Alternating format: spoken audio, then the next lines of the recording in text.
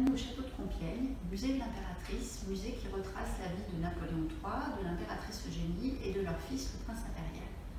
Le 1er juin 1879, le prince impérial se trouve en Afrique du Sud, où il combat aux côtés des troupes anglaises contre les Zoulous.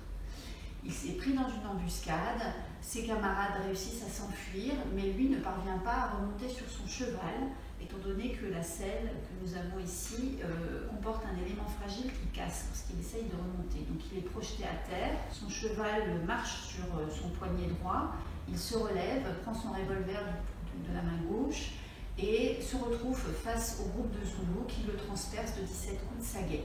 C'est un drame terrible pour l'impératrice Eugénie, dont c'est le seul fils. Et l'année suivante, elle fait le pèlerinage jusqu'au Zululand. Elle veut passer la nuit anniversaire de la mort de son fils, là où il a été tué.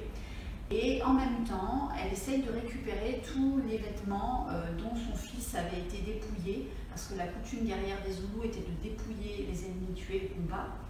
Et puis elle récupère aussi les saguets qui ont tué son fils, et tout un ensemble d'objets relatifs à sa mort qu'elle ramène en Angleterre et qu'elle expose par la suite dans sa résidence à Farnborough. C'est tout cet ensemble d'objets très émouvants, rassemblés par une mère en deuil, qui aujourd'hui sont conservés au château de Compiègne et qui sont présentés d'une façon toute nouvelle maintenant dans le musée de l'impératrice, où on peut comprendre cet événement à travers tous ces objets qui le documentent. À bientôt pour la rencontre d'autres objets au château de Compiègne.